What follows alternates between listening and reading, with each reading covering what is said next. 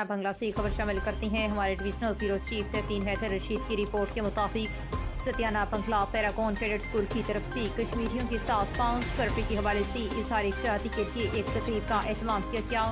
جس میں بچوں نے اظہار یکجہتی کے لیے پلے کارڈز اٹھا رکھے تھے، کشمیریوں کے حق میں نعرے لگائے گئے اور ایک ریلی کا اہتمام کیا گیا، جس میں پرنسپل محمد اعجاز اور دوسرے اساتذہ اکرام نے بھی شرکت کی۔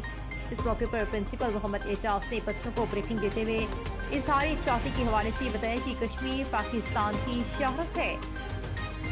کشمیریوں کو حق خود ارادیت ملنا چاہیے۔ اس موقع پر ہم یہ مطالبہ کرتے ہیں کہ اقوام متحدہ کشمیریوں کو ان کی آزادی کا حق دے اور ظلم و جبریت کا جو بازار کشمیر میں گرم کر رکھا ہے اس کو بند کیا جائے اور ان کا خود ارادیتوں کا مطالبہ ان کو اقوام متحدہ کی قراردادوں کے مطابق حل کیا جائے۔